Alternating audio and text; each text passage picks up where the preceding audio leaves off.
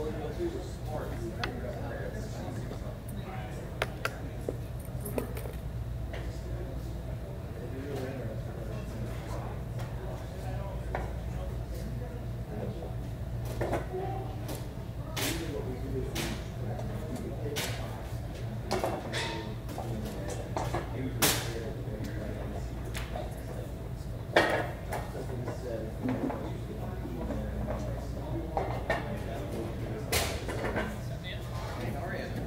you.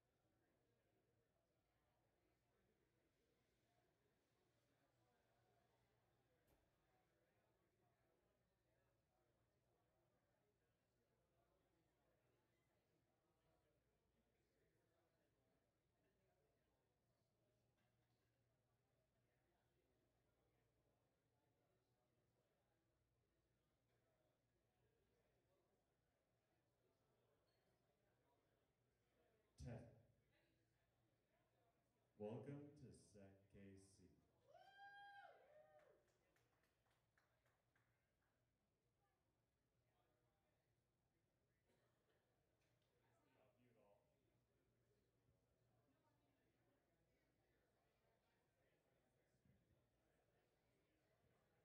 Yeah.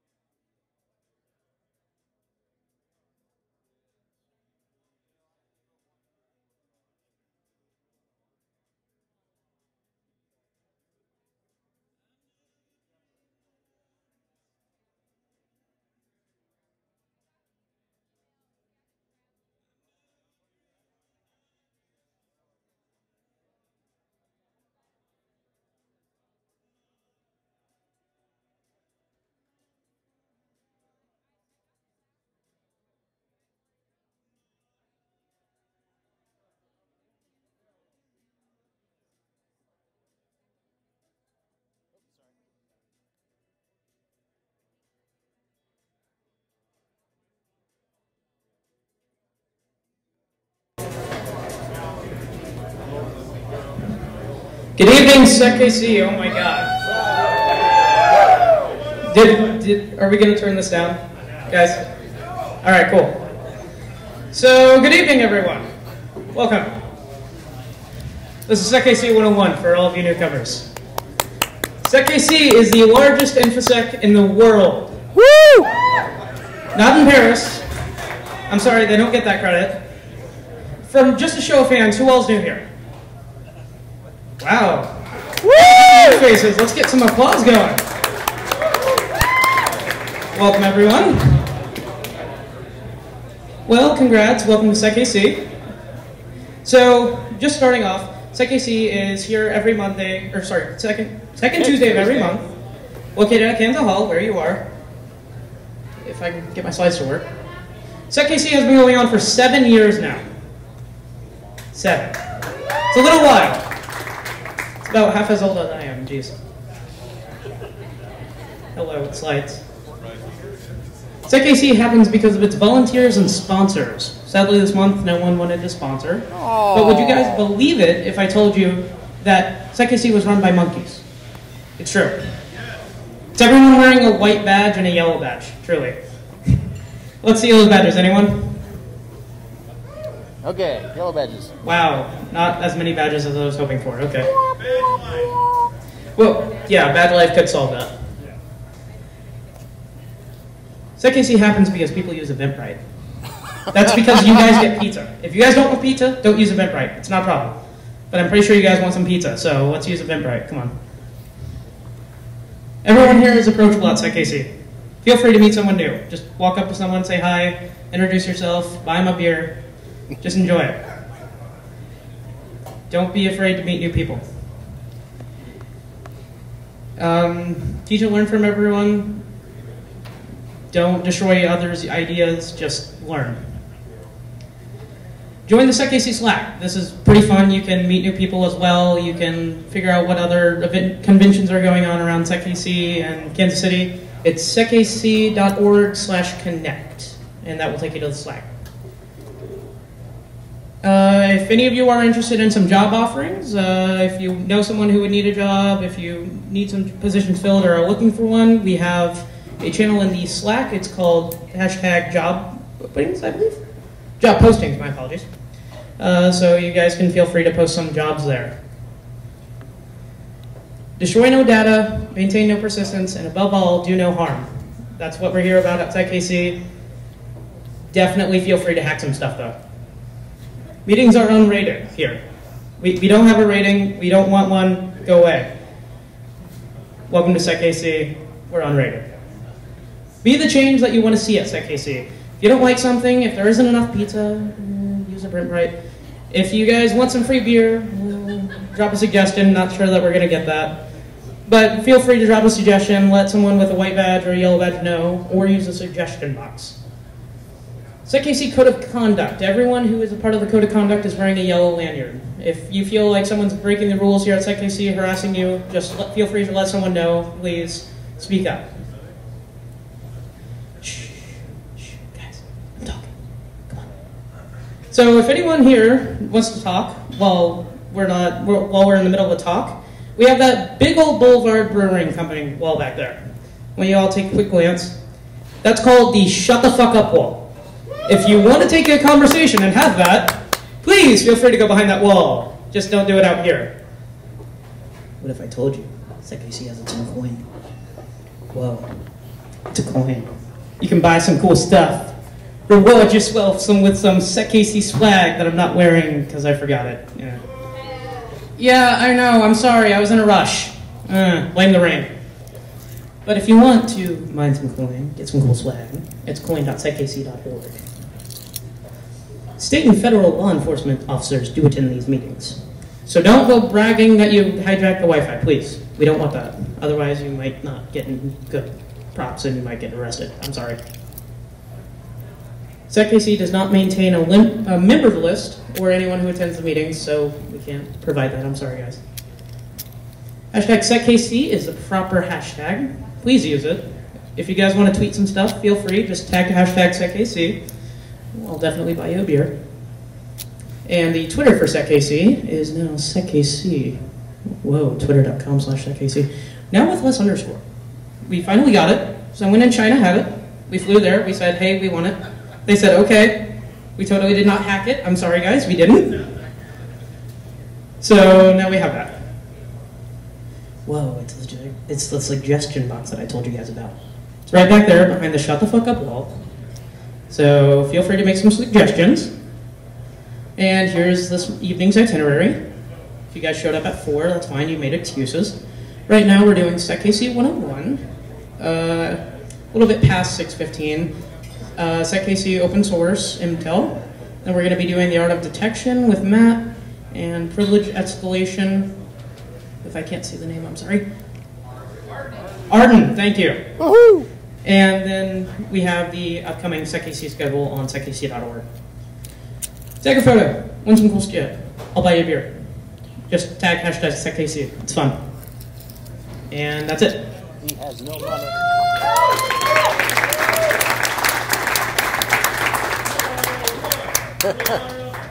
Woo! We need more oons. Come on.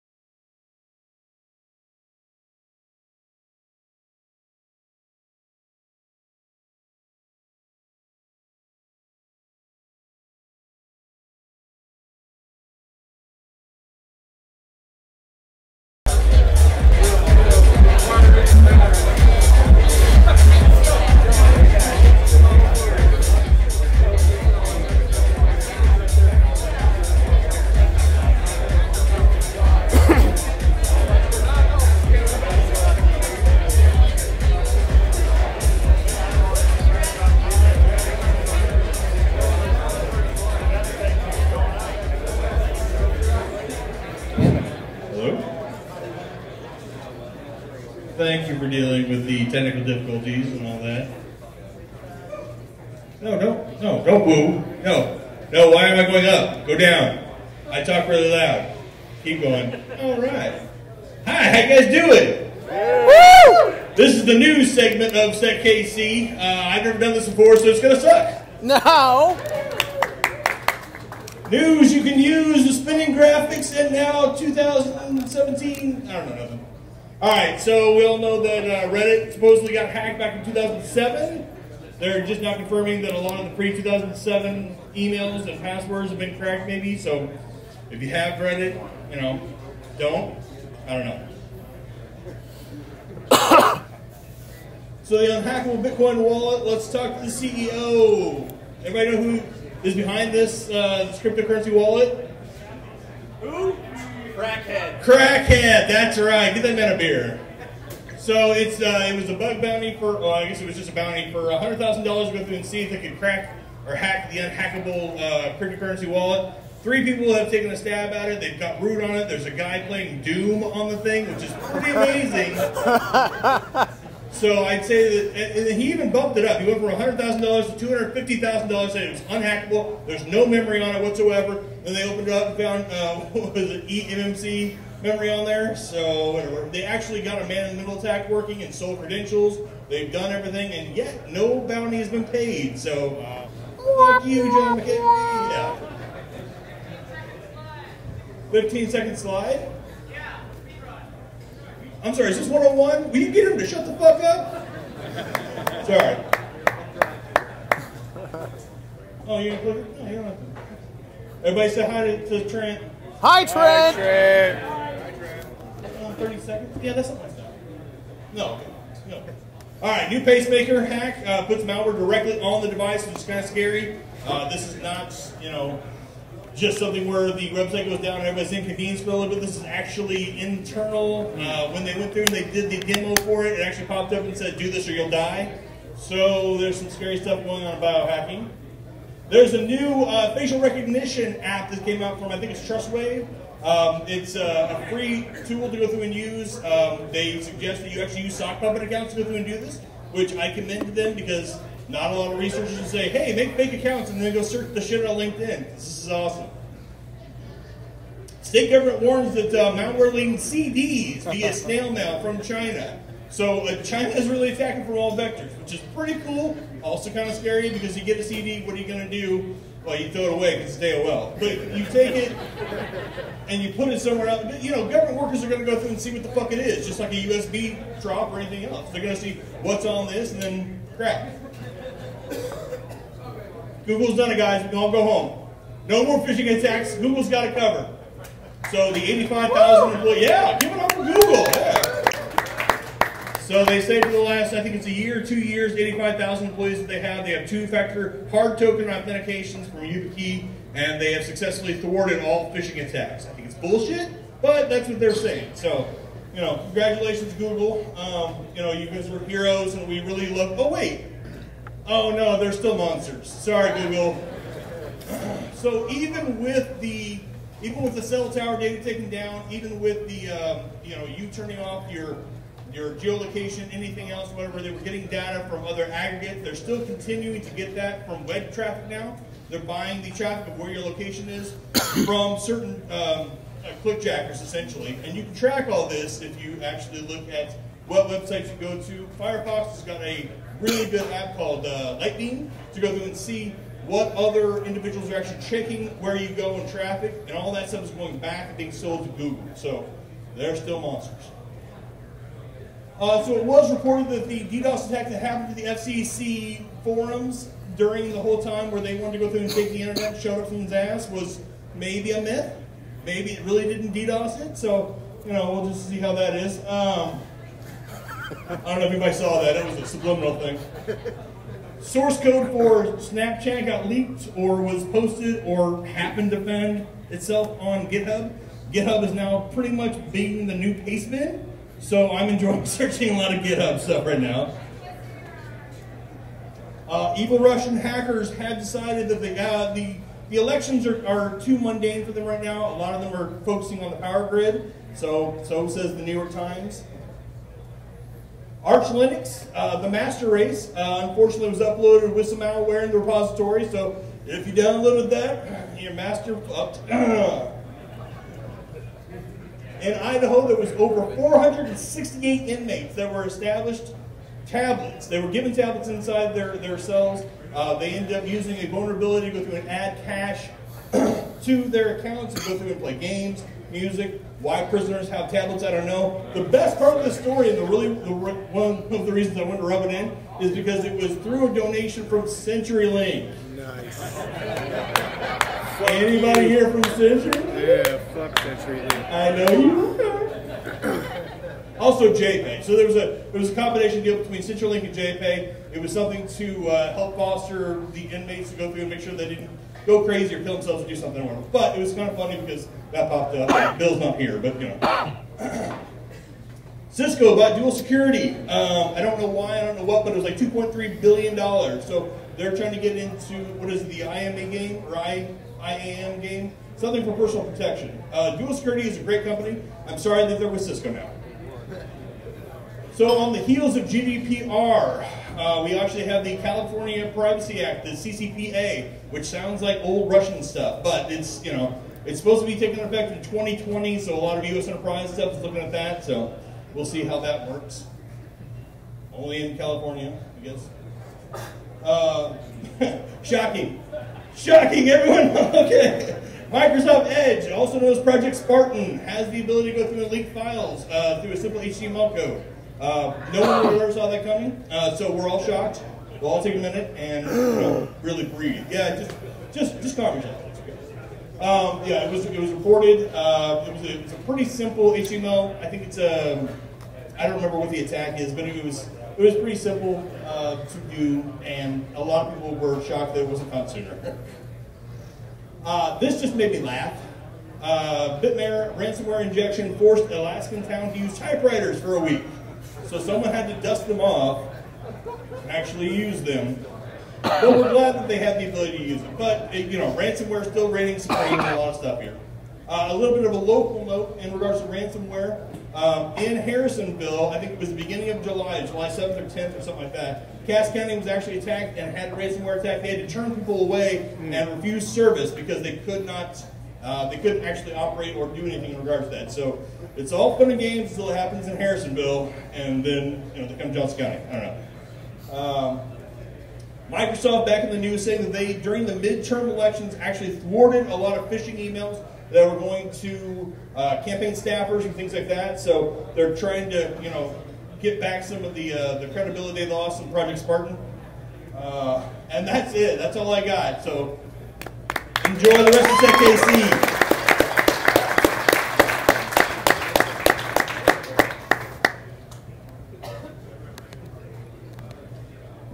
Music. Oh, sorry. I apologize. Everybody, hold on.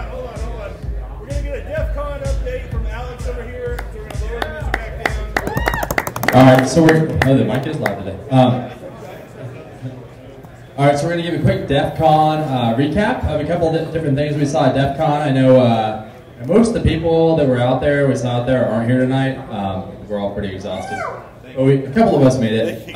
So we're going to recap a couple things we saw, a couple interesting highlight points, just in case you didn't get to make it and didn't get to see some of that. And there's so many things to do at DEFCON. Even if you did make it, you probably didn't see what we're going to talk about.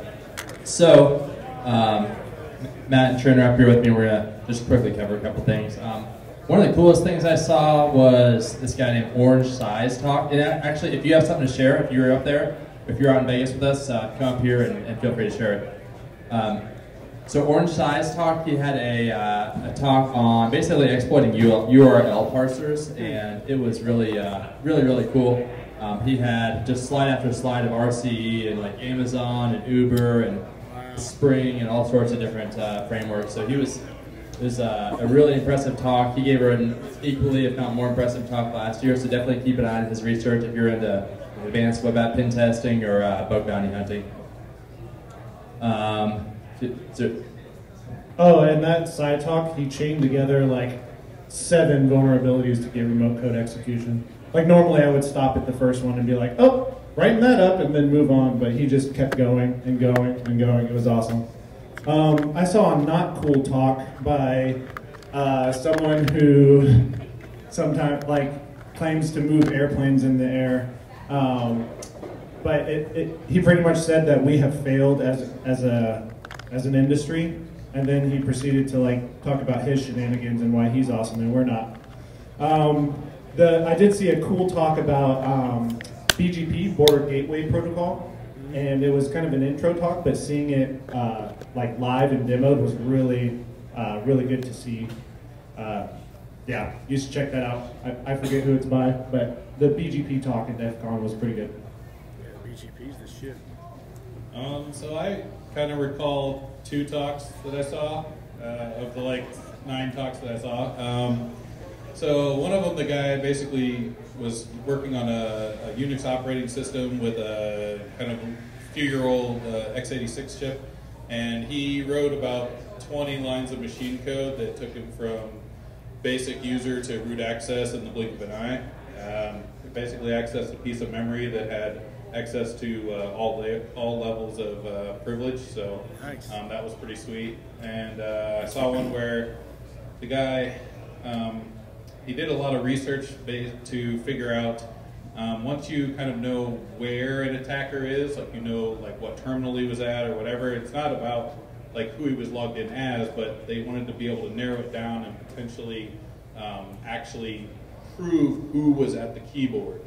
And basically they logged keystrokes and showed what commands were used, the frequency of the commands, how long it took them to get root access, and the speed of the typing. Now the speed of the typing ended up being not really one of the best attributes, but the commands and how often they were used and how fast they were used ended up being really accurate as to the skill level of the person doing the attacks. And you could also tell whether it was a human or a bot, or whether he was using a rubber ducky or something like that. Kind of like an ID, but basically it narrowed down the suspect pool quite a bit, who had access to it and that sort of thing. And then kind of a fun story at the SecKC party. If you weren't there, you should have been, because the DJs were amazing, is pretty much what it came down to. So big hand for the DJs. The dancing was fantastic. We were drawing in people from other parties because they heard how awesome we were. They were like, oh my God, I gotta go down to the SecKC the World party. So anyway, we're there, and I met this 22-year-old hacker from Eastern Europe, and he felt like he had all of the skills in the world, as we all do at 22. And I said, we need to get some people from the wedding party to come and crash our party and have a good time. And he's like, I will totally go do that. Here, hold my stuff. He was good looking. He had a white collared shirt on. I thought maybe he's got a shot. 10 minutes later, he comes back and he goes, they said, who are you? Do you know anyone at the wedding? Do you know Greg? And he said, oh yeah, I know Greg. Greg's the groom. Let's go talk to him. I've never seen this asshole before in my life. Get him the fuck out of my wedding.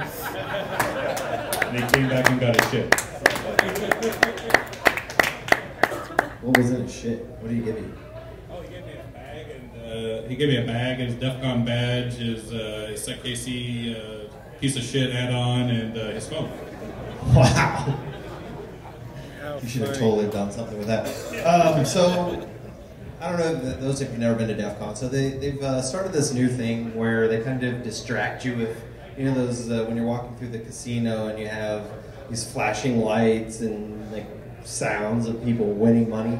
Well, DEF CON's doing that as well, so they've started all these little villages that those of you who've never been before, and so I was able to attend a couple of them, and they're pretty cool. There's probably some people here that well, I've never been to DEF CON, it's really not for me. You should take a look at it. I mean, now that it's over, you should just take some time. If you're like, well, my company they would probably never send me to DEF CON, but if you spend some time, you'd probably find there is some stuff that you could totally benefit at DEF CON.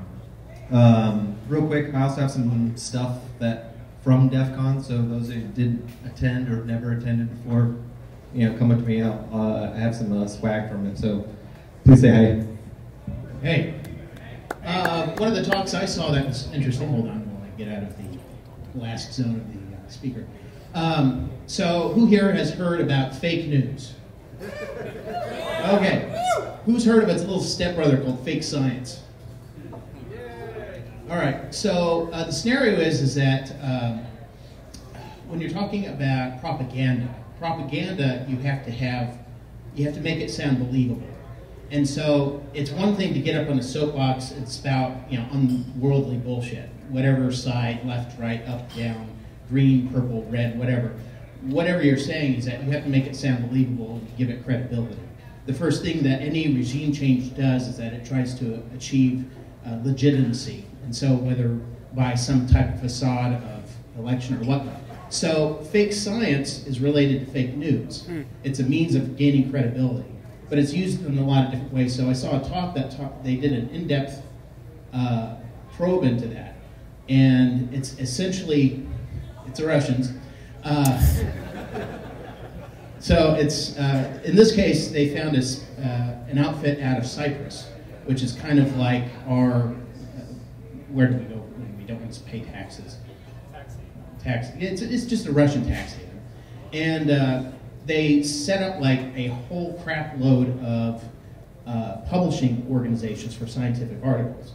And so what those publishers are supposed to do is that you turn in your paper, maybe you pay a fee or something like that, and then they go through a peer review process where they take people out of the community who are subject matter experts, scientists, that kind of stuff, people who are reputable. And they submit your paper to them, and then you have this whole process where you go back and forth with those people to verify the legitimacy of your claims, your paper. And once you're done with that, once you have this group of people that have vetted your paper, then they publish it. Essentially what these organizations do, they're all just little itty-bitty shell companies. And all they do is that they take your money, they take your paper, and they publish it. That's it. And so there's zillions of these little, quasi-publishers out there. And every once in a while they'll throw a convention, which is like a convention of like 8 people, including, the scum-sucking, stepson of the guy who runs it all. And you present your paper. They give you best presenter out in the in the conference. You get a little piece of paper, from Office Depot with the seal of, you're the best, you're number one. And the researchers went out and actually paid the 2,000 pounds or $2,000 to them and submitted a paper where they said that they could resolve a whole bunch of weird claims, like they could resolve the ozone layer by rewiring a Game Boy, and so they presented that in front of people with a straight face. And they applauded, and they gave them best of show. Wow. And then they published their paper. Wow. So that's I think my takeaway. That one talk I went to that I was like, okay, that answers a lot of questions for me. That's my takeaway from that. Awesome. Well, thanks for listening to us. We'll take a quick break, and we'll get started with our attacking and defending against popular tools.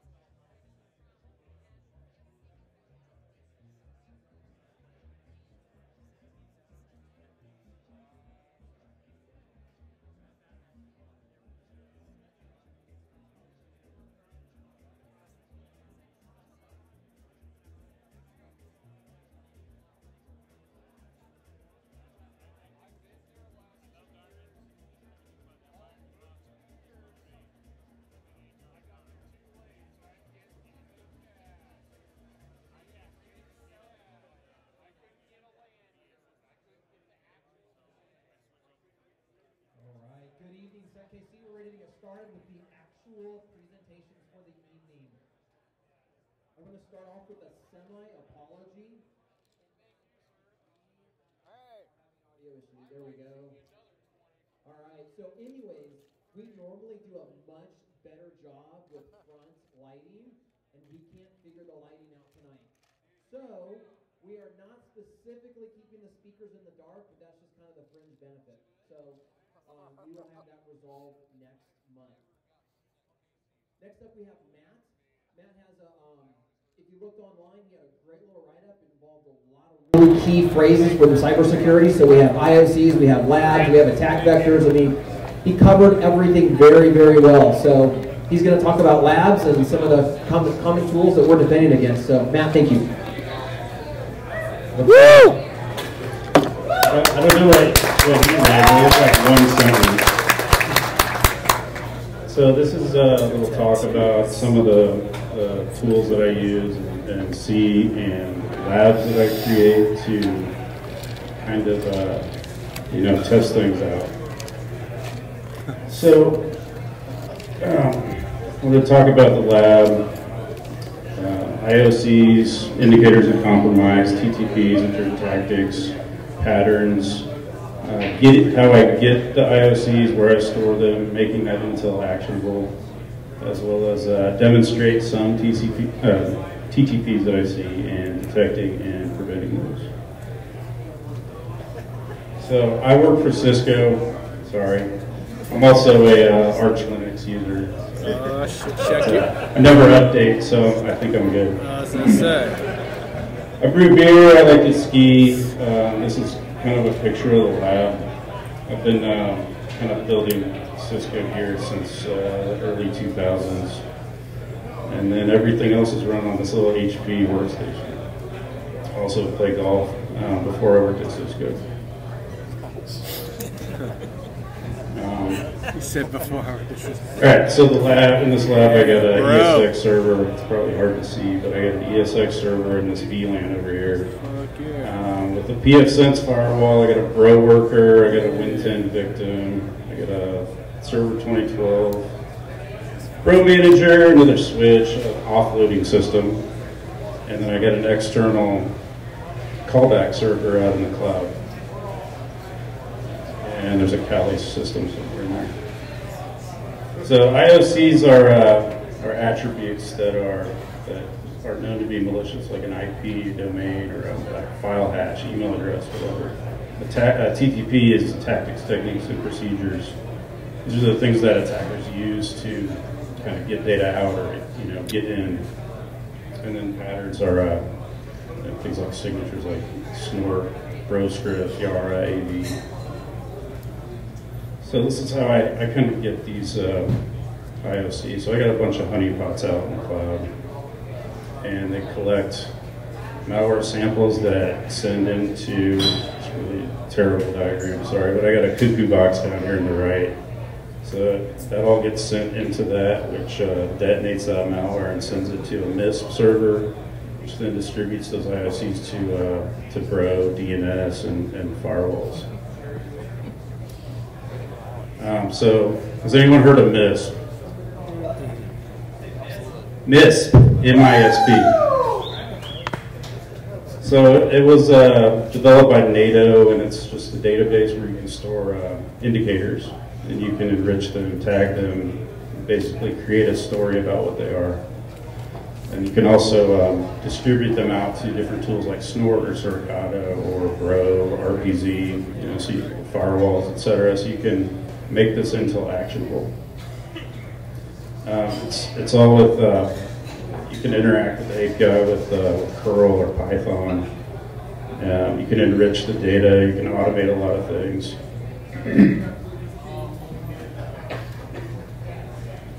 So, yeah, like I was saying, you can export your automation. So it automatically formats whatever you put in there and tag and mark for certain, like Bro format or. We have a long tradition here at SecKC. If it's your first time speaking, you get a shot.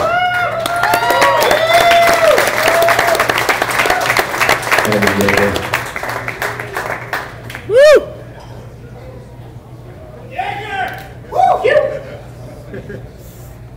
can set this up with taxi, flat files. You can export JSON. You can do a lot with it. So check it out if you haven't seen it. It's awesome. Check that shit out. Yeah.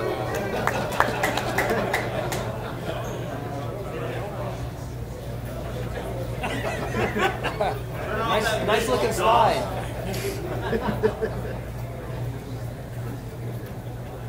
Okay. So to make one way I make this into actionables, I export it to Bro. So does anyone use Bro? Mm-hmm. Yeah, Bro is awesome. Love Bro. Bro is really sweet if you want to hunt for things or just have a log of traffic, and there's just so many things you can do to extend it. So one way is to enable the intelligence framework. So it basically pulls all these IOCs down in a format that Bro can read, and it kind of greps against the traffic. So if there's a malicious domain you want to match on or get alerted on, or a hash or whatever, as long as it's in clear text, it can log that traffic and alert you. So you probably can't see it. That's what it looks like. So like this first one is a query to a bad domain. The second one is HTTP header to a URL or a domain, and this one's 443 traffic, so you can see that domain in the SSL header. Another way to make this stuff actionable is to use RPZ.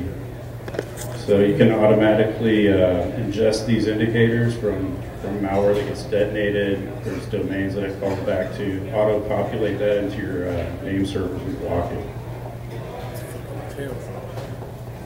And these are some of the other exports you can do with Bro. So you can just grab all hashes. You can export it into sticks, Bro, Snort, Circata, CSV file if you got the dupe or whatever, you can throw it in there. Match on that. So some of the TTPs, and I didn't do any of this stuff live, so I make GIFs of all the activity because someone once told me that live demos always fail. So you used to have to go grab all this stuff off like Millworm or hacker forums and kind of reverse the code yourself because people would put mistakes in it. So you have to kind of run it and see how it works and really understand that code. But these days, you can just get on YouTube and learn about Kali or Cobalt Strike, Core Impact, or whatever. You can buy those things too, so they're really handy. So Interpreter is one of the things that we see on a daily basis. So it's kind of like an interactive shell where you can, if someone were to execute this on their system, you could get in and run commands. You can open a shell, you could do file transfers, etc. Cobalt Strike is another really awesome tool. It's kind of like a GUI for Metasploit. You can grab the trial out on news groups and stuff if you want. It's like an unlimited trial, whatever. Yeah, it's not feel much. To get the more advanced things like invasions and coding and stuff, you have to pay for it. I haven't checked to see if that's available on Usenet, but there's all these different profiles you can use to kind of mask your traffic and change beaconing and just avoid being detected. So typically you'd set up a listener like the system out in the cloud, get somebody to run some PowerShell and we'll connect back to that and pivot through it. Or you can use a DNS tunnel. So DNS tunneling is a really awesome way to get past your corporate proxy or a hotel or on an airplane or whatever. So it's kind of, you have a server out on the internet that's listening for your packets, your DNS packets, and then you just tunnel with a certain program and it'll decode that base 64 or however it's encoded traffic. So in here I have this team server out in the cloud running Cobalt Strike, and I set up a listener on it. I got these NS records set up. So I got an NS record for my domain, and then I have a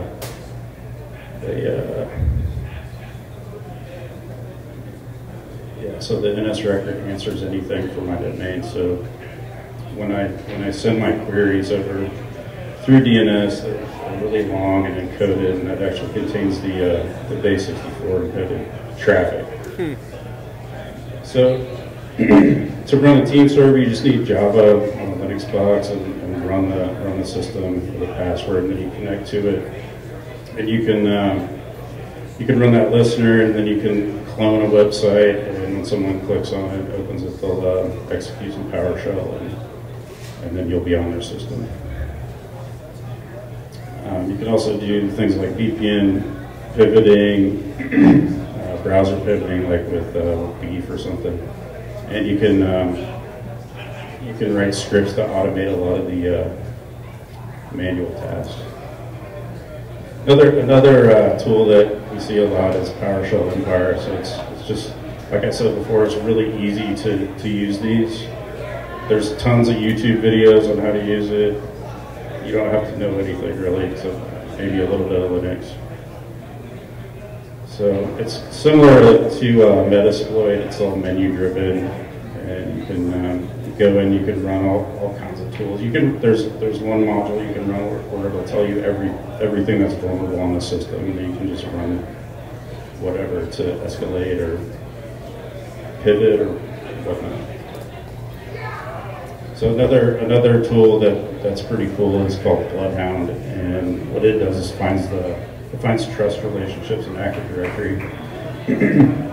So you can kind of pivot around with PSExec or something and get to where you want to go. And there's another enhancement to that called Angry Puppy, which is just a script that automates all that for you. So you just basically click a button and it'll spider through the domain and find vulnerable hosts and whatnot. So detection, I have indicators, behaviors, signatures, and offloading. The indicators are what I was talking about before, so like a payload, like a hash or a MIME type. So Bro Intel framework's great for this. If you have, you can even extract files off the wire. If you have SSL intercept, it makes things a lot easier, but that's really tough to do these days. You can automate lookups with VirusTotal scripts, Python, or run them through Yara. So this is kind of like all those tools I mentioned before. I ran them through all these other detection systems. So emerging threat, I enabled all emerging threats open rules, and with those tools that I ran earlier, it only detected these two hits, and they're just like suspicious data quad, an ET policy, exe or DLL downloaded. I wrote a custom Bro script for an interpreter. It picked up every shell that I ran, except for SSL, of course. Both PowerShell Empire and Cobalt Strike use beacons to check in with their server, and they're pretty much like mastered. So Cobalt Strike is 60 seconds by default, Empire is 5 seconds. So you can use things like entropy and frequency analysis to kind of detect those, as well as emerging threats Pro if you got it. So I'm using a tool called Rito for this. It's, I use the Black Hills InfoSec guys wrote it. So, well, actually, this is a script. So basically, it'll detect beacons, but it'll also detect things like network weather bug or things like that. So if you have wow. Stop that. What the hell's going on here?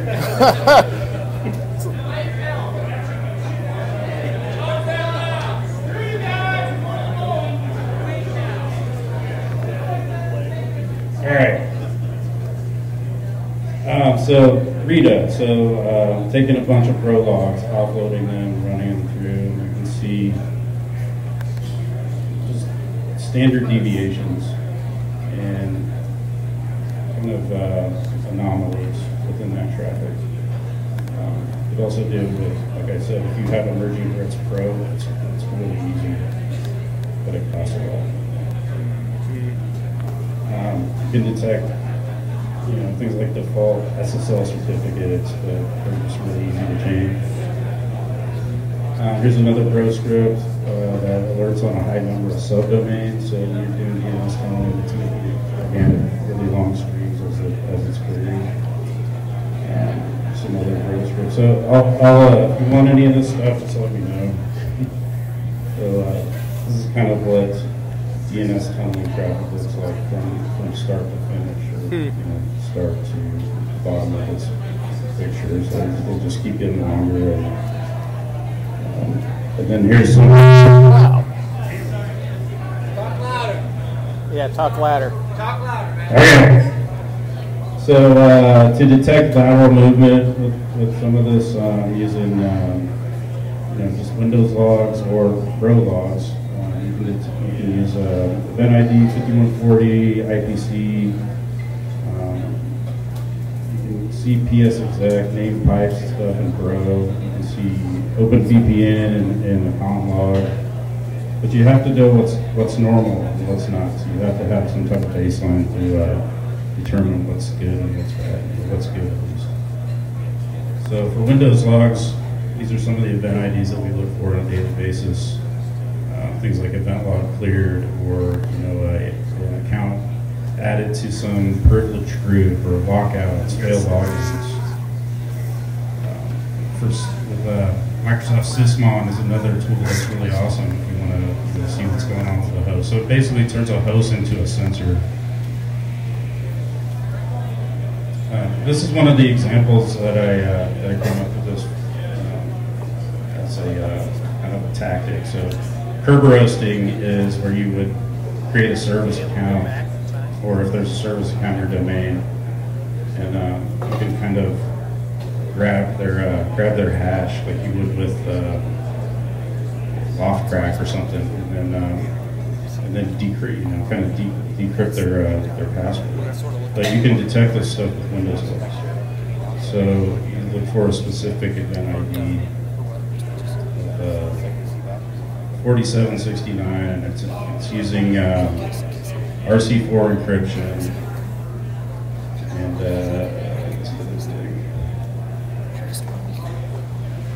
so ticket options. So it contains these attributes, and you can match all these things up, and you have something to investigate. So I created a service account with a password, pass123, cracked in 10 seconds. Then I made one with a really, really long password. It would have taken, trillions of years to crack with a farm of GPUs. So the mitigation here is to basically set your service account passwords really, really long. Use apps or something. Yeah, 25 characters or more.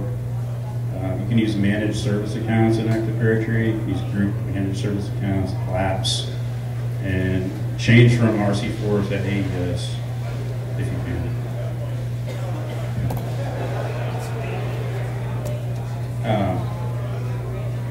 So more prevention. So use ET Pro if you can, inline and blocking. Use egress filtering, right? So if to prevent DNS tunneling, if your proxy is the only thing that can get out on 53, nothing else can, you can't really DNS tunnel. So only let the things out that you have to really piss off your users. Block domain controllers from the internet. Use a proxy for everything. Block ICMP out at the edge, because you can tunnel out that as well. And then harden systems with things like DISA or some type of hardening guidelines. Really try to lock it down. My motto is like, only let a user do what they're supposed to do. They hate me for that, but whatever. Inspect SSL if you can, where you can. If you're using proxies, put an IDS. If you're terminating SSL on a proxy, put an IDS in the middle between the web servers, and you can see all that traffic.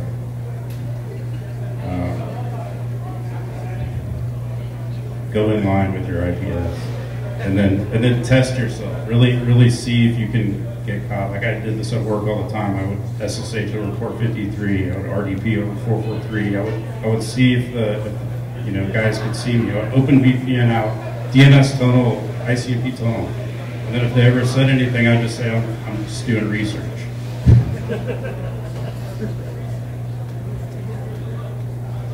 So even with fully patched Windows 10, I could still work Mimikatz in ways to get what I wanted.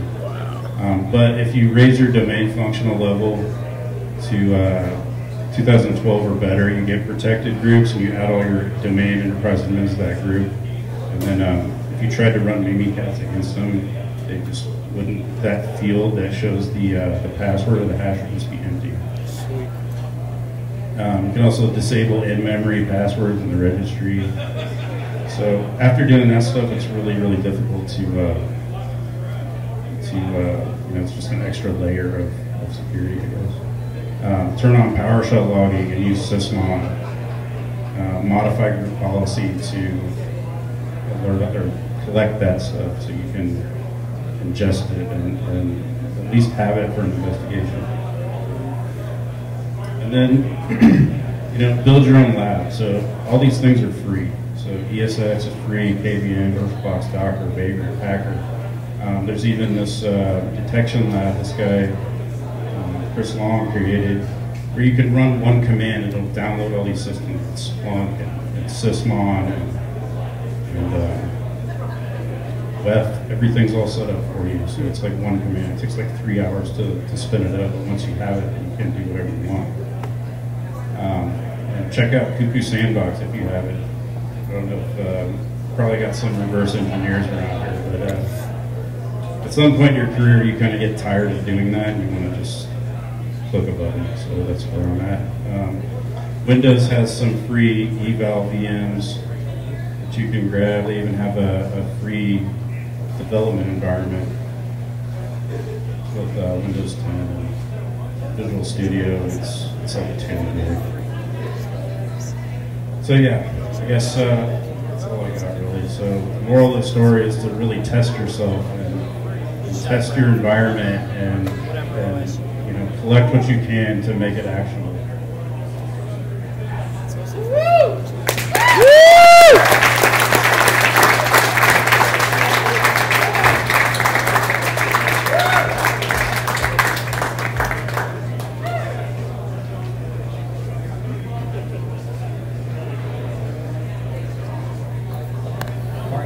Any questions for Matt at this point? So what steps did you follow to build your Cuckoo Sandbox and other type of reverse engineering equipment? So to build Cuckoo, there's their their website, which kind of has limited info. Is what, from what I would say, it's like it's not very straightforward. So you kind of have to piece it together. So I found, I'll get you the links if you want, but I found like a few Chinese sites where a guy had worked it up and just pieced those together. And since then they've moved to pip, so it's really easy to install the actual Cuckoo server. And then you can use VM cloak for your VMs. So it sets up cloaking anti-VM detection for you. So it's really easy.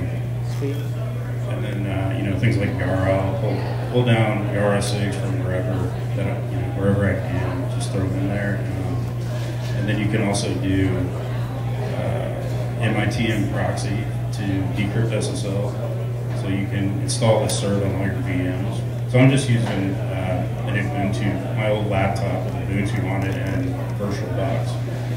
And that's just in a private VLAN at my house.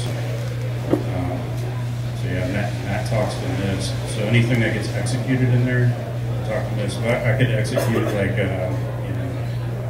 calc.exe, and if it talked out, it would would send, like if I execute calc.exe in one of those sandboxes, it'll send the hash lineage. So yeah, installing Cuckoo is not like super easy, but I mean, I guess it took me like 3 hours. Cool. Let's try that.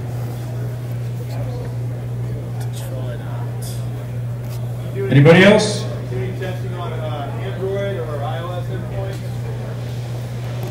So there used to be a module for Cuckoo where you could do that. And I think you can still do it. So there's also like you can build a Linux VM, you can build a Mac VM, you can use the Android SDK to build I don't know if you ever use like the emulators where you can run those as well and submit malware to those. But I have not. I just have Windows VM. So like I tell people, I only use Windows when I want to test malware.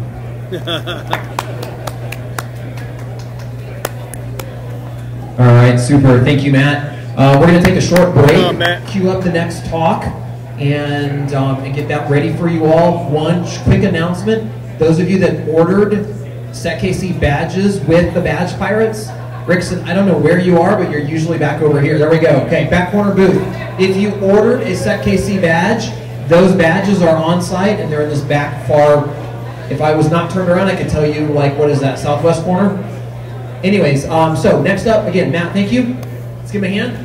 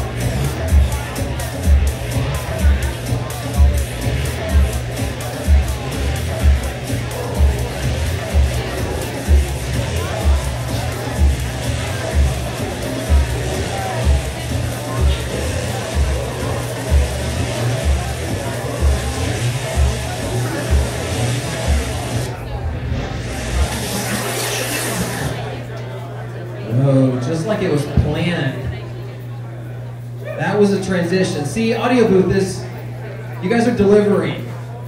Way to go. All right. All right, next up, this is a talk that I was looking forward to this evening. And we have from just barely south of the Arctic Circle. These guys come down faithfully month, I'm gonna knock your glasses off, month after month after month. They heard SecKC has the best security meetups, and they are wanting to model and to learn from us. And so they show up month after month after month. And so we do our best to just kind of help them and train them and send them back up north and let them try to replicate this. That aside, we're going to have Arden up next. He's going to talk about lock sets, and I'm not even going to try to go farther into the introduction because I would totally slaughter it. So let's welcome Arden. Woo! All right, so as I ask every SecKC person that starts to give me some crap, how many black badges do you guys have? Okay. Yes. That's a SecKC Who dominated that CTF? All right. So, again, I am Arden. I am one of the folks from SecDSM. Tonight I'm going to be talking to you about privilege escalation and master key systems. So, that's if Dell is going to cooperate and work. There we go. So first off, I am building on some other people's works. Matt Blaze published a paper a while back, say 15 years back. And then a lot of the slides, a lot of the animations that I have in my slides are courtesy of Deviant from Tool. Who the hell am I? Again, Arden Meyer. I'm a retired Master Sergeant in the United States Air Force, former OCO type, and currently I'm working on my PhD at Iowa State. First a word about rules. We always do have rules. With lockpicking first, never pick locks that you do not own or have direct permission from the owner, and do not pick locks upon which you rely. These are our standard 2 rules. Tonight I'm adding a 3rd rule. Don't go home and attempt these techniques I'm about to show you without permission, preferably written permission. I'm not going to come bail you out of jail. I'm not going to come testify in court. Okay, first off, doorknobs, padlocks, deadbolts. This applies to all of them. They all have the exact same mechanism on the inside. This is kind of what it looks like on the inside. Here's the pin stacks. By now, if anybody's picked locks, you already understand all of this.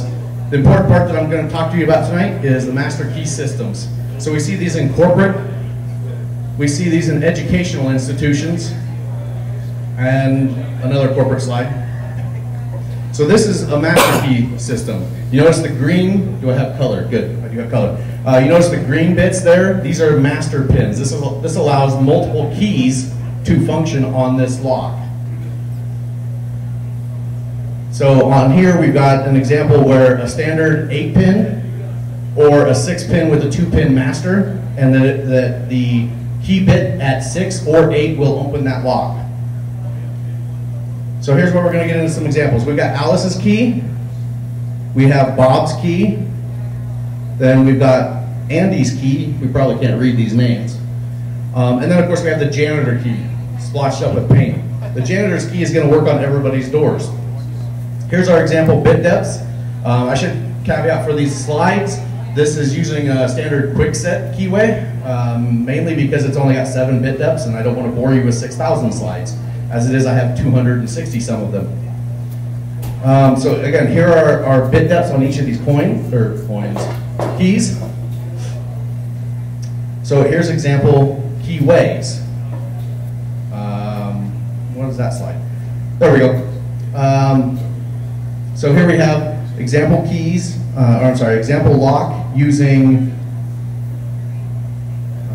which lock is this? Okay, so this is Alice's key in each lock. So up here in the upper left, we can see that Alice's key works on her lock, but you'll notice that it doesn't work on Andy's lock or over here on Bob's lock. This is the 36235 key. If we switch to Andy's key, we notice that Andy's key is not going to work on Alice's door. It's not going to work on Bob's door, but it will work on Andy's door. Similarly, Bob's key works on his own door, but not on Alice's or Andy's. And then we'll notice the janitor key lines up fine on both Alice and Andy's doors, but it actually doesn't line up. Yes, it doesn't line up on Bob's down here. Because Bob's is in a different master key system. Okay, so first we're going to consider Alice's key. So any lock that she can access with the bitting depth of 36235, well, obviously it's going to work in her own lock. What do we know about the inside of that lock now? Of course, this is designed to be a little bit more interactive, but hey. Works on 36235. Perfect answer. It's going to work on that lock. So we know that we have these top hats, possibly this on the inside, but we actually don't know if there's any optional master pinning. So this is what we're wanting to find out. We want to find out what those pins, if there are any master pins on the inside. So we're going to prepare an exploratory key. So again, we know that 36235 works. So what we're going to do is we're going to cut a key at 06235. So we've got this 0 cut right here. We're going to leave the next 4 at bit depths that we know function. And then we're going to go and we're going to sweep this entire range from 0 through 7, which is the max for this particular keyway. We do have to be careful of max, which is maximum adjacent cut specification. So for different keyways, there's a maximum delta between individual bits. If you exceed this, you're risking getting your key stuck inside. On a quickset, the max is a 3. So what we're going to do is we're going to file the position down 1 bit, because 0 is actually not a valid bit depth on quickset. 1 is the first bit depth. If you need to know what the individual bit depths are, you can either take a measuring caliper, or we can cheat. We have these lovely little cards that give you multiple keyways and tells you what each of the different valid bit depths are. So we're going to file it down to 1. At the moment we do have a max violation because we're going from a 6 to a 1. So technically we should never find this in a lock, but who knows what locksmith might have tried to break some rules. So we're going to go ahead and give this a try. And the lock doesn't open. We take the key out, we file down 1 more position, we're now at a 2. Notice that here we have 2 different bit depths that are at 2, but they look different. It's because we're using a hand file, unless you've got a lot of equipment for key cutting. But these are still the exact same bit depths. We don't have a max violation now. My bad. Max on quickset is a 4. So 4 is valid, 5 is not valid. So we're going to try this key. Nope, doesn't open. Wash, rinse, repeat. We're going to file down another position, get down to 3. We're going to try that one. It opens. Hey! Is anybody surprised that it opened? Yes. Why? That's the original key depth. So we knew it was going to open there at 3. But, so we do know now that the full front stack, or the full front pin, we're going to keep going because we might have a master key or a master pin in the upper header. So we're going to file down 1 more position to 4. We're going to try that. That doesn't work. Remove. We're going to go down to 5. Try the key. Still doesn't work. Remove it. Get down to a 6. Try it. Voila. So what we've just found, we have found a master pin in that first position. So all drivers are now raised, and here's the slide I was looking for. So we know that we have this 3 bit depth master pin in that first position. This is what we do know. We still got 4 more pin stacks to go. Now we can try the 7th. Yeah, here we go. We can try the 7th bit depth as well, and it's not going to work. Continuing with the rest of the bidding range, that's the end of for this key weight, that's the end of the bidding range. But if we were on, like, say, an SE4 system that has 10 bit depths, we would keep going. So again, quick set depths don't go past a 7. Their valid depths are 1 through 7. So now we're going to prepare the next key to explore position number 2. So we've discovered this master bit depth of 6 at the first pin. We leave the second at a 0 cut, and then we use the known positions from our provided change key, the key that our dorm manager or our office manager gave us for our door. Now, again, 0 depth is not valid in quickset, so it should not be used.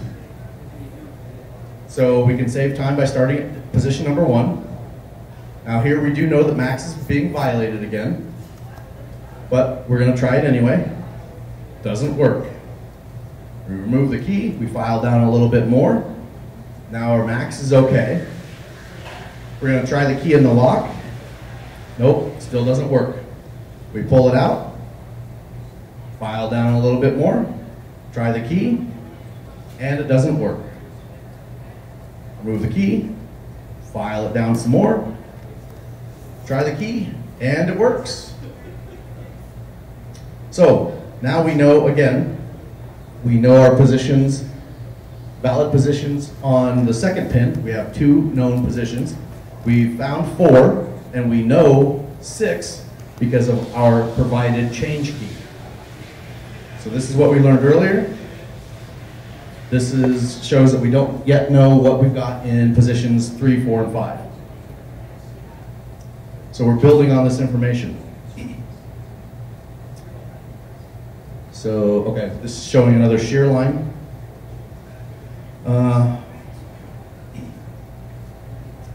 Trying to keep up with my slides here. We know from our change key that this is a valid key. This is a change key. So we already knew 6. This is what we know at this point, and we're done with position 2. So we don't need to check position 5 or position 7. Okay, I don't have a. So the reason that we don't need to check positions 5 and position 7 on that second pin is we do not create single bit depth master pins. If you try, they get rolled up, they jam your locks, so you will just never find that in the real world. So again, single depth mastering pins are exceptionally rare. They're bad. We just don't use them. So to speed things along, we can just skip those 2 positions. We found 4, and we know that 6 is valid from our change key, so we're not going to have anything at 5 or 7. If we really wanted to, we could test them. We're not going to. Again, this should work. This is from our provided change key. Okay, so further exploring, not necessary. Same with the depth of 7. As I said, we don't do single depth pins. And quickset locks don't go past 7. So now we've got 2 of the chambers known. We have 3 chambers unknown. So we're going to, again, prepare another key. So, what cut do we put in position 1? 6. 6 or 3. 3. So we'll go with 6, the master pin. Is this a valid key? No. No, it's not. It would be a max violation. What do we put in position 2? 4 or 6. 6 or 4. We'll go with 4 because that's the master that we just found. What do we put in position 3? I don't remember. I'm hearing a couple of people muttering. I heard a 0 and a 1. 1. I would go with 1. My slides do say 0 at the moment. Again, 0 is not a valid bit depth, so I would start at 1, as some of you commented. And then for the rest of the key, what are our positions 4 and 5? Nobody remembers? That's okay, I don't blame you. 3 and 5. Okay, so now we're going to explore. We're going to sweep this range. Or is it? Does anybody remember the change keys known depth? Hint, it's on the slide. 2, there we go. Okay, so what do we know about positions 1 and 3? Yeah, we're not going to have single bit depth master pins. So in reality, we can start at 4. So 1 and 3 would be very unwise. We know that 2, it's a known from our change key, so we can skip it. And we can just go ahead and jump right forward and start on 4, really shortening the amount of time that we're going to spend trying to find this master key. So this is a lot more efficient. We now have our 3rd key prepared. We try it. It doesn't work. We remove the key, bust out that file. We go down one more spot, get down to 5, try the key, bingo. We found a master pin. So this does tell us quite a bit. So who wants to tell me what we know? Okay. I have bright lights in my eyes. I can't see if anybody's raising hands. All right. So we know this information on our lock. So we have 6 and 4 in, or I'm sorry, 6 and 3 in the first pin, first chamber. We have 6 and 4 in the second chamber. And we know that we have a 2 and a 5 in the third chamber. So we still don't know anything about our 4th and 5th chamber. We seem to have position 3 dialed in. However, do we need to explore bit depth number 6? No. No. Again, it would be a single depth master pin. We just don't do that. What about number 7? It is possible to have multi-master systems. Now, I wouldn't test it right off the bat, but I would take note that I had not tested it. So with your master key systems, you can have multiple tiers so that, say in a university setting, for your research labs, you have a couple different janitors for the big universities that one janitor has access to these 3 buildings, different janitor has access to these other 3 buildings, but security still has a key that works on everything. You can have multiple tiers. So there could be something at 7. I wouldn't bother with it yet. I would just take a note and come back later if I ran into some problems. So our 4th key. So we'll start out with what we've discovered. So 6, 4, and 5 are the master pins that we've discovered so far. The 4th position, we're going to leave it blank at 0. And our 5th position, we're going to put at our change key, 5. Notice that, again, this does violate our max. So we could sweep this entire range, but we do know from our provided key, from our change key, that 3 is the bit depth here. And so our more efficient would be to test out position 1, because 0 is invalid, and then hit 5, 6, and 7. So we could either code cut it at 1, or just take our handy dandy file, cut it down to 1, give it a shot. Doesn't work. And I have strobe lights now. Good thing I'm not epileptic. Okay, so we remove that key. Again, we don't need to test 2. We don't need to test 3. We know that 3 is valid, and we don't need to test 4, because 2 and 4 would violate our we never use single bit depth master pins. 3 we know works, so of course it's going to work. We remove the key, come on down to 5. We try the key at 5. Nope, no dice. Okay, we remove the key, we file down a little bit further. Try 6. Nope, still not working. So we remove the key, file down to our very last bit depth, number 7, and we try the key. Nope, didn't work. WTF. Okay, so question. You might be questioning yourself, but in this case, position number 4 for this lock is not mastered. So what that might mean is that our change key is at the exact same as the master key for this one chamber. That's still fine. Don't panic if you don't find a master key in a chamber. Or a master pin, I mean, in a chamber. So, this is what we've got decoded so far. We have 1 position left. So, this should be our last exploratory key. So let's prepare it. What do we put in the first? What are the first 4 positions? Who's memorizing this? 6, 4, 5, 3. We do have some audience members paying attention. Okay, so then we take our 5th position. We started at 0, file down to 1, try the key. Right off the bat, it opens. Heaping bowl of awesome sauce. Okay, so there's a real chance that by now we actually know everything. Again, we took a note back on the 3rd chamber because we didn't actually test one of them. And at this point, we obviously haven't tested everything in the 5th chamber, but we've got our provided change key depth, and we just found a master pin depth. So odds are we do know everything. From our notes, we're going to keep track of what we actually tested in case we do need to come back at something. But this should be our mastering bit depth, fully decoded. Now again, there could be, in the middle of that last green one, there could be multiple master pins in there. We can come back later if need be. And there could even be some more beyond it. So, but I would honestly just take this key right here and go test my neighbor's door or my adversarial research partner's door and see if I get in. So this is what your key though could look like. Again, this is a nice cut one. This is us doing stuff with files. So we do need to be careful. Since we're doing all this stuff by hand, be careful that your key doesn't look like this.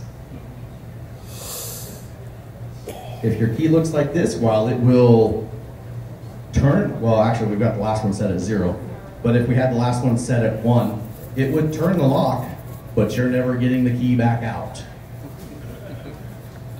What do you do then? Somebody in the audience just asked, what do you do then? That's a good answer. Run. If you've done this, if you're still testing this on your own door, this is where you find the shadiest locksmith you can, slip him an extra $100 to not report you to security, and fix your door. So be very careful when you're hand filing these that you don't end up with a big cavern like this that'll snag a pin. So this is the internals of our original door lock. And we can see from the marks there, those are the mastering depths. So here's a hypothetical alternate lock in the same system. Again, say either your adversary or one of your buddies that you're wanting to prank and, I don't know, do nasty things to his dorm room. So our decoded master key is going to work there as well. And you are the winner. Any questions? There's two numbers that, sorry. Go ahead. I was going to say, there's two numbers that work. Like on the first pin, there was a 3 and a 6 work. How do you determine which one you really want to go with? Okay, the question was if there are two numbers on the same pin that work, for example, 6 and 3, like we have on our very first pin, which depth do we want to go with? So in this case, 3 was from our change key, the key that we were given, and 6 is the one that we found. Go with the one that you found. So the change key never uses the same as the master? Question was, does the chain key never use what's in the master? No. Again, on our example here, the 4th pin, we do happen to share the master depth with our change key. So it can share, but if you have found an additional depth, that's likely to be your master. Your change key only works on your door, that depth. What kind of countermeasures have you seen inside of corporate lock systems to help prevent this from becoming a problem? Okay, so the question is, what kind of countermeasures do we have, especially in corporate environments, to prevent this? Typically, the best solution is don't use physical keys. Most of us, I've seen a few of you violating some security policies because I've seen prox badges hanging from your waist. Use a system like that. So your digital system like that it'll prevent this problem, and it also gives you auditing, gives you a log. With back when we were in college, you had no idea if security came in your room. There's no auditing to these physical keys. There are some physical key solutions that incorporate like a BLE or some sort of near-field communications. There are also some other master key systems that make it significantly more difficult. They don't They don't remove this problem, but they make it a lot more difficult, such as like dimple locks, like these, or actually I think this one's a magnet lock. But if you have like dimple locks, those are a lot harder than using a file, trying to drill the perfect depth. Or restricted keyways where you just can't get blanks. If your doors happen to be an ASA, they've copyrighted that. You cannot get the blanks for that. So those are some of the solutions. Again, if it's not a digital system though, with auditing, it doesn't prevent this from working. It just makes it significantly more difficult. If your threat model includes a nation state, yeah, even ASA is not going to help you out. But if your threat model is, the 18-year-old kid down the hall from your 18-year-old daughter at college, yeah, that'd work. I've heard the term sidebar. So a sidebar system. Okay, so sidebar systems, again, just make it more difficult. In addition to having to deal with your vertical pins, you got side pins. They don't solve that problem. They just make it significantly more difficult. What about at home? What about at home? Do you have a master key system at home? No, but like there's mass-produced locks, right, that you buy from hardware stores. What can you do? I'm looking for the question.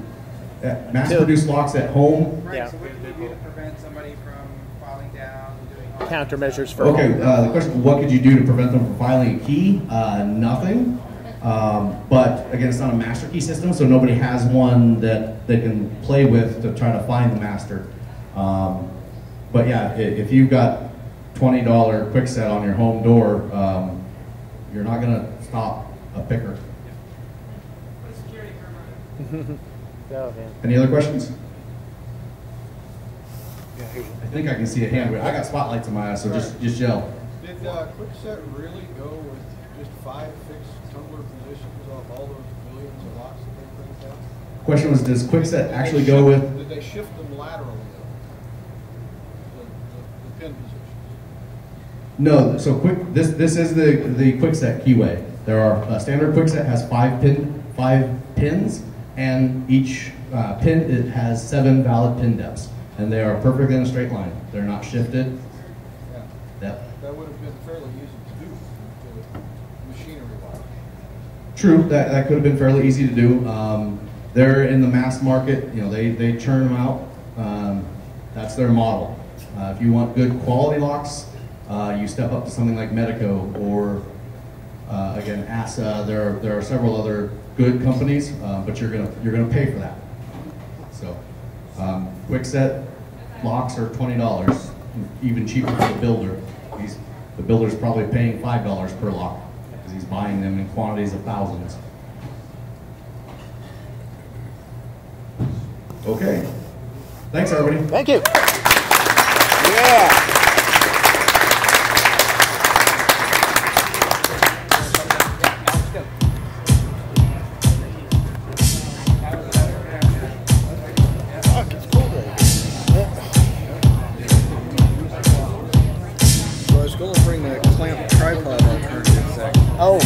But I was also supposed to be in softball practice. Well, I understand. I wasn't even thinking about this. I laid down on the bed like, it happens. It's all good. So, for the past 3 weeks, I haven't had a night of sleep, a regular night of sleep. Well, I did defcon last week, so we were doing around the clock kind of shit, and then I didn't really had restful sleep during the previous week at work, and then previous week I helped out a friend of mine in the car 340 being ground proof for him, so I got maybe like 10 or 12 hours that whole week. It was awful. So yeah, I'm lucky to be here tonight. But all right. It's good seeing you. You're welcome.